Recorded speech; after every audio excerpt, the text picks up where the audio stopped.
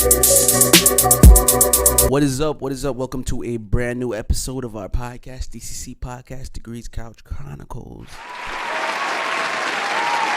Welcome back. Yeah. Welcome back. We're in your ears again. Yeah, we're here. We're here for sure. Before we do get started with the show, shop Glow Nude. We got some Glow Nude here. Yes, guys. Make sure you follow us again on Instagram. That's at glow.nude. 100% organic skincare products for your skin, for every skin. Make sure you follow us on Instagram again at glow.nude. Of course, for every skin. Think about that. That's hard to do. But yeah, we're saddened by what's going on with the hurricane situation in Florida. You know what I mean? Prayers goes out, definitely. Yes. It's all over the timelines. And, you know, it's a hurricane that's hitting the area that hasn't been seen for, like, this level hasn't been seen for over 100 years. So I know a lot of people probably are not prepared. And, you know, the joking, like, everybody likes to joke about the situation. So you see a lot of jokes, you know, and memes. People like, you know what I mean, they're sitting in the boat, you know what I mean, I'm just waiting, or people just chilling, like, you know, just kind of like swimming in it. Yeah, they're like waiting for it to happen, you know what I mean, they're in it.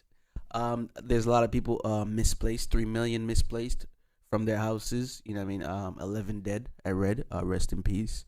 But yeah, it's a serious situation. Yeah, a lot of people had to evacuate. It's Hurricane Milton, by the way. Hurricane Milton. There was another one, right? Yes, it's a post-tropical cyclone.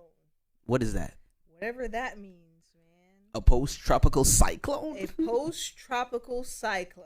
Damn, drop a bomb for that. I think a cyclone, it's like a little, like a spiraling circle. Yeah, probably like little tornadoes. It's like a bunch of Hurricane Milton tracker storm exits Florida at Category 1 strength after slamming West Coast. Yeah, Hurricane Milton is expected to batter its way through Florida into the Atlantic Ocean. Storm of the century, said by Joe Biden, President Biden. Damn, downtown Tampa. Thoughts and prayers, yo. Thoughts and prayers, for sure, honestly. A lot of people have to evacuate from their homes. It's so crazy. Yeah, but what do you do when you don't know where to go? That's the thing. Like, are there resources for misplaced people? You're honestly like, because where would you go? Out. Like, yeah, people just paid rent. Imagine you just paid rent and you gotta up and leave because of a natural disaster. I would cry. Honestly, I would just go outside, lay down in the street and cry. It's honestly like you know what I mean, we're making a little light of the situation, but for nature to be the downfall of your situation, your living situation, you know what I mean, like it's not happening to us up here, so we can make light of it, but for a lot of people down there, seriously though, it's like, not funny. Yeah. A whole situation like water from the ocean is now in your house. Yeah. And there's nothing you can do, or you're like miles away from your house. Yeah. And there's like, you got to figure out now what to do. So definitely thoughts and prayers out to people in Florida. You can't even really fathom what they're going through, because it's like we're here with the privilege of not being surrounded by water. Yeah. Not only that too, like we've lived through some hurricanes, having lived in Jamaica for a while, but the only thing that recently that we can even slightly compare it to say, damn, it's crazy, is when we got that heavy rainfall and the cars was floating out of their parking spots. Yeah, I remember when that happened. That's crazy and that's scary. So imagine tenfold and people, water in people's homes. Like, it's crazy. Yeah, I think everything is so hard to grasp because, one, like, they haven't seen it. We haven't seen it before. Yeah. Right. So to even back too. To even grasp what is even happening down there, we're still not even there, because like we don't even know as of yet, because of like not even it, like it's currently happening right now. By the way, we're live reporting this, so to even try to fathom what exactly is happening down there is still pending. But I think people definitely lost their lives. It's a natural disaster, so there's not much you can really do about it because it's nature. But it's that nature versus us situation. It's like, you think we're still not prepared for what the earth has to offer when it comes to dishing out these things? Yeah, I think when it comes to that, I think we're always going to be underprepared. You know what I'm saying? Like, it's hard to prepare for something that you don't know how serious it can get or it's going to be. Yeah. If it hasn't happened before. Like I said, the dumbed down version of it is there's a lot of water in people's houses. But we don't know if that's coming with land animals. So now you got a shark in your living room. Oh, a boa constrictor. You got an alligator. Yeah. So, thoughts and prayers, man. Honestly, it's a rough one, man. It's a rough one to report on. It's a rough one to talk about. I know we had family in Florida. I don't know if they evacuated. I hope they evacuated. I think they should be safe. Yeah, they should be good. Yeah, hopefully. Yeah, they're in the position where they should be good. Yeah. So I think they've left the area, and I will be checking up on them. Or sheltered in place. Right. I don't know if that's I was thinking about a basement. Yeah, I was like, basements get flooded, but Florida basements aren't common in Florida. Imagine it's gonna be all the way in the ground. Florida don't got upstairs. It's hardly upstairs. You go into the basement for the Nah. I think you should go to the basement though. But you the best way to do it is to put sandbags outside your home. What is that gonna do? It stops the water. Sandbags? Sandbags, yeah. I'm thinking sand. like a tsunami. And you got sandbags? Yeah, sandbags. You're supposed to pile them up like at least 4 high and like pile them around your house. So that'd be interesting. The water. Let me know if sandbags are hurricane proof. That's what you're supposed to do. Are sandbags hurricane proof? It prevents the water from getting in. All right, now replace the regular water that you're thinking about with hurricane water. I mean, of course, it's not 100%. It's 99.99. Like that's what I'm trying to say. I don't know. You're gonna get a little bit of water. Though. The level of water I'm thinking of, where they're talking about 3 million people displaced, we haven't even heard of that number before. It's always in like the 100,000s. But 3 million people. I'm saying if you don't have a choice, a lot of people are protecting their home sandbags with sandbags, and they have like this thing where they put on their windows. Like it's like I believe it's leather. I'm not sure. Leather? I'm not sure. I'm not sure. I'm saying. If you lost your house in Hurricane Milton, I'm sorry you couldn't buy leather for your windows. Let me look it up because now that sounds crazy. That is the reality we're living in. Let me see. Like you're an archer. It's crazy. Nah, malalai. The sandbags, I get it if it's a little bit of water, because the amount of sandbags to stop the level of water, sea level height from entering your house. I don't think the amount of sandbags the average person can purchase will stop that. It's like this shutter thing, but there's this black thing that goes underneath it. It looks like leather. That's what it is. But yeah, it's a black thing that goes like underneath it, and then you put the shutters down so it protects your home. Got it. Not leather. No, it's not leather. I don't know. Thoughts and prayers again. Yeah, seriously though, thoughts and prayers for the check on your family. Yeah. Check on your family in Florida. Reach out, because that is a tricky situation to be in. And try to help people out if you're in the position to, Yeah, I hear a lot of people with Airbnbs. They were kind of like raising their prices because they knew people would need. That's so grimy. Yeah, man. It's really grimy. Like I think a lot of these situations bring out either the worst or the best in people. Are we gonna unify against great causes, or are we gonna, stand up divided? I don't even think it really matters what's going on. People are gonna be divided regardless, right? Why not help your brethren? Like, I feel like that word gets.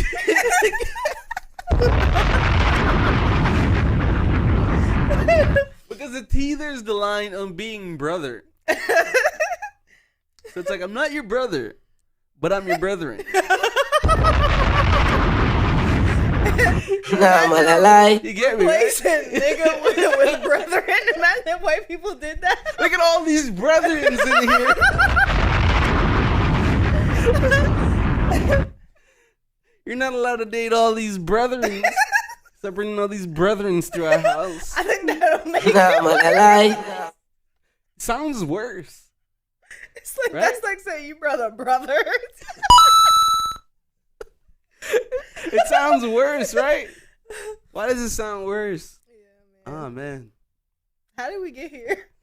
To the brethren? Yes. Because you were saying you got to help out. And the thing is, brethren now. Those organizations, right?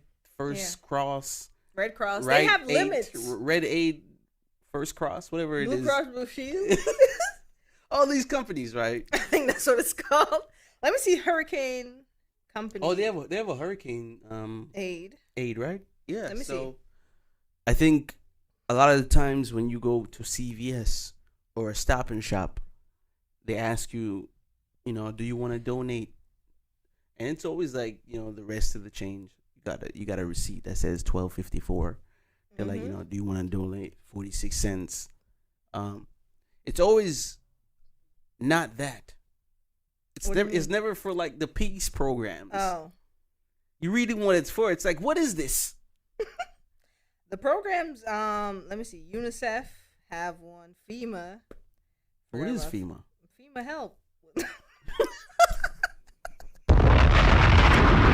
FEMA helps with hurricanes.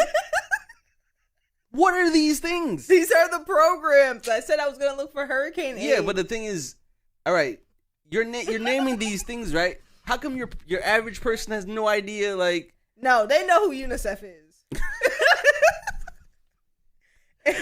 And FEMA. Does that stand for something? Is that an acronym? Yeah. Do you know American Red Cross? Yes, but I'm saying that's what I was saying. Yeah, I know that. Yeah. But do the UNICEF? Yes. And FEMA are they? All right. Let me see. What is like? FEMA What does it stand for? The United Nations. I think. Institution. Federal Environment Managing Aid. Or municipal. That made more sense. What about UNICEF? It's United Nations, right? Maybe United Nations. United Nations Incorporated. Every father. Now what is it? Let me see. It doesn't even say what does FEMA stand for on the FEMA website. You can say define. I always go with a good define. Here we go. Federal Emergency Management Agency. Where we close? And UNICEF.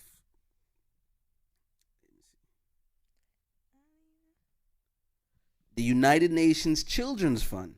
What did I say? United Nations in immigration? United Nations Community in Nah, I said father was the last one I said. Environmental father. But no, it's the United Nations Children's Fund. Okay, it's for the children. Yeah, we gotta look back. We gotta look into that. Yeah, all of these need extra. Yeah. Look into those. If you have time, look into those. But we're definitely gonna take a break and come back with some more stuff. If you're here audibly, enjoy these sounds. If you're here on YouTube, we'll be back in the flesh. You won't even notice. All right, welcome back. Hope you enjoyed that, and please get in contact. I wanted to talk about something real serious. I mean, kinda, right? It's a problem. It's definitely a community problem. Depends on the community, and we'll get into that as well. But I just want to cue the drug. This is a drug segment. Cue the drug intro, Gen Z. But I feel like the reputation that crack has is definitely necessary, right? Definitely don't do it. But I feel like just for the fact that it has the reputation it has, it's like, what would entice someone to even attempt to do it? That's the thing. Like, and I feel like they made a big deal about it back in the day, and then it just went away, and people are still doing it. Yeah, I feel like there's no new crackhead. Like, everybody who's a crackhead is like, you were a crackhead 20 years ago, and you're still. Yeah, and you're a current crackhead. Like, crackheads have longevity. They do. You know what I mean? They're How consistent. crazy is that? The thing is that, like, is it that powerful? Because I've never seen a crackhead, like, severely tired. You're talking about the energy levels to the roof, right? Yeah. Yeah. They say you're supposed to, like, you're efficient in energy. Like, you're wired and you're focused and you're like, oh man, like, I can do a million things. I can lift the world up and drop it on your fucking head. But I feel like it's just, like, it's so messed up how, like, however you fall into being addicted to it, right? And it's the addiction that in terms ruin your life, right? Because how they're describing the efficiency of the drug, it doesn't match up with the levels of addiction can take you. That's true. The thing is that, like, how allegedly how it was placed, it's in a sense taking advantage of vulnerable people, because statistically crack is more prevalent in low income neighborhoods. Yes. And we already know what it is when it comes to that, like, specific area. Yeah, redlining, all that stuff. Yeah, so, like, I feel like we already know. Yeah, like I was saying before, before we spoke about this on the podcast, if you could remove the addiction from the drug, it would be like say on the level of a cocaine. You know what I mean? Where it's like, you know what I mean? This guy does crack, but it's whatever. You know what I mean? But for the fact that it's just such a horrible drug, you get addicted and then you're like a crackhead, which means you focus solely on the high of being on crack. I feel like it's just like, it was one of those things that was manufactured to be a bad thing for a specific community and a person. Yeah. Like, there's no positives from this drug. And it gets that deep too, and it's crazy. Because I'm thinking, like, the fact that you can't even open a bag of crack and it get on your skin because it might absorb. Am I addicted to crack now? Oh my god! Like, that's how scary it is. Yeah, crack is scary. Yeah. Like, I don't even want to like don't threaten me with that, like, at all. Like, you better watch out before I'll crack. I'll put this crack near your face. I'm like, damn, bro. Yeah, man. That's and it's so like, crazy. I know people in New York understand what we're talking about. I know people in certain areas know what we're talking about. But to be, like, you're a casual person. Like, I work in Wall Street. Yeah. I'm wearing a suit. I go on the subway train. Mm-hmm. There's a crackhead on my subway train. Yeah. I make $120,000 to $150,000 a year. I take the subway because I live in Manhattan. And then there's a crackhead. There's a crackhead on my subway card. Imagine. So there's almost, I mean, certain crackheads are almost unavoidable. But the thing is that I wonder, where are the people on heroin? Like, are they still on heroin? They're in suburban, like, country type neighborhoods. Like, that's where heroin and meth is like a thing. Like the Midwest? Like in Arkansas and, you know what I mean, Arizona, Tennessee. I remember they scared the crap out of us in school when they used to show us a video of what would happen. Like realistically, you're really about. I mean, I get it why they did that, of course. But it's like, realistically, you really think that we're gonna get addicted to crystal meth? You have holes in your face. Oh my god! Till this day, I'm afraid of crystal meth. Like, I would never even think like, yo, I'm down bad crystal meth. Like, I'm never crystal meth. Yo? Like, it has to be really like, yo, I'm down bad. I'm afraid to even see what that looks like. But how would you even ask? Like, I feel like it's accessible, but it's not. I don't even know how you weigh crystal meth. I don't even know how you get, like, is it leave me one crystal? And how are you even ingesting that?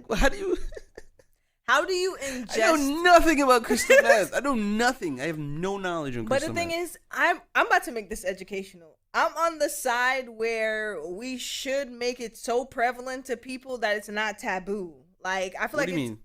Not crystal meth. No, the idea of the conversation of, yeah. Drugs. We should definitely talk about drugs. I feel like it's not talked about enough. Like, and then people end up taking, like, look, it was an epidemic where people was taking perks, mollies, and still even. Yeah. So it's like, we need to have that conversation. I feel like it's probably dangerous for someone to have an introduction to that world by happenstance. You know what I mean? Yeah, because like, that's the worst thing ever. You hear it in the music, and then people get excited. So you're in a club, you see somebody doing it, and then you're like, it can't be bad. My favorite artist is taking it. You want to try this? Right? Get away from me. Yeah, like, who are you? Who are you here with? What are you talking about? So it's like people popping a whole bunch of that stuff. So you're like, it's cool. Nicki Minaj is doing it. It's cool. Meg doing it. Popping Molly, I'm sweating. Or Future. I'm not even gonna lie to you. I was so close to popping a Molly. You wanted to see how it would make you I was like, sweat. yo, this is like, people are talking about it. Miley Cyrus. I'm like, Miley Cyrus gonna pop a Molly before I do? So yeah, but I was just never on the side of doing anything other than smoking weed. So I was just like, nah. I don't know about, because like, I feel like the reaction, people don't, even though they used to make side effects excessive in the commercial, I really do believe them. I was just not, you know what it was? I knew a guy who did it. Like, we were about to go out, and he put Molly in like his water, and he did it before we went out. And we went out, but he didn't go out. Was he? So he stayed? My friend at the time that was like his friend. So it's like, yo, it's me, Tyler, that friend, and then that friend.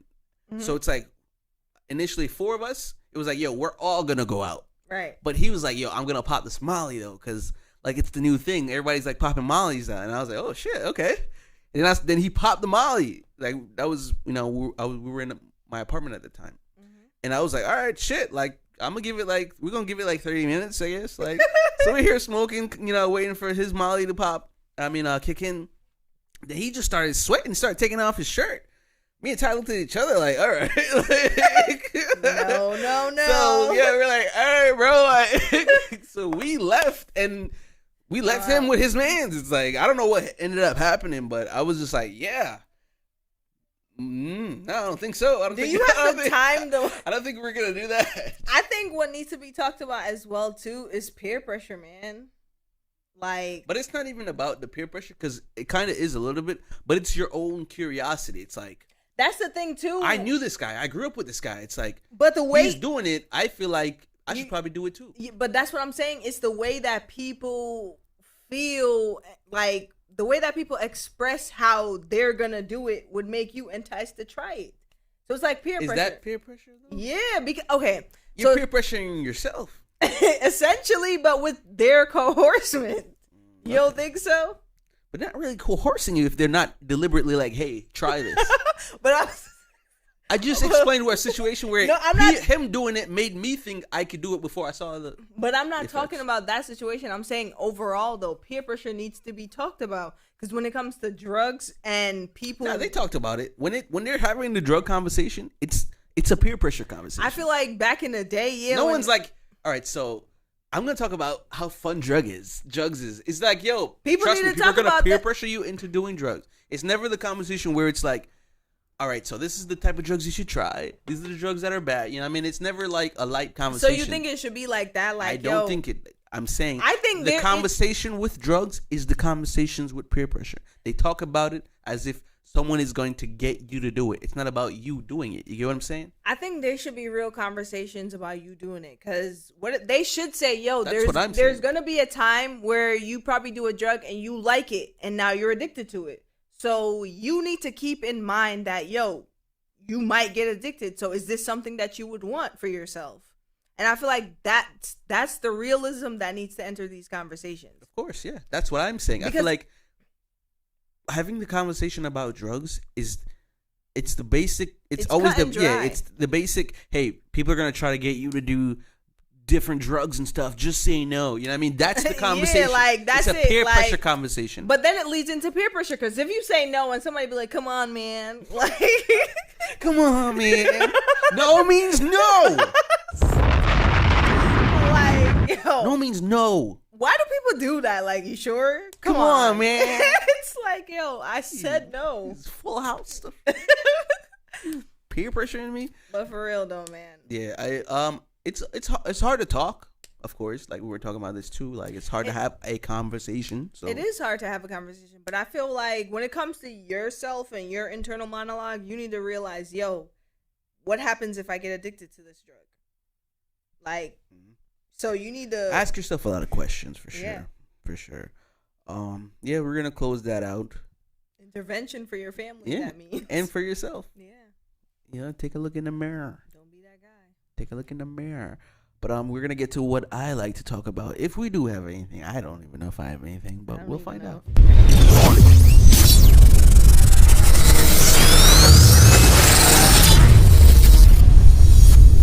Yeah. Intensity. But I think Skillibeng dropped something because I see him promoing. Yeah, new music from Skillibeng. It looks like. New music from Skilly. I'm gonna look it up. Yeah, because I want to shout out my yard people for sure. Skillibeng. Let's see what you dropped. Mawch. That's a hard one to pronounce still. Mawch. Mawch. Skillibeng and Skeng.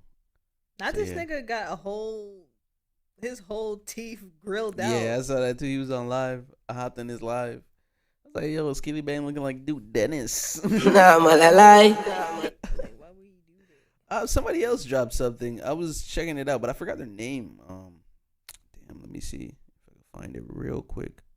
Damn, Tory Lanez dropped something? Grandma's Crib? Shit, Tory Lanez, Grandma's Crib. Go check that out. Dropping from jail? I will be checking that out. Dropping from jail. A sick situation to be in, man. Very sick. Locked up in a cage.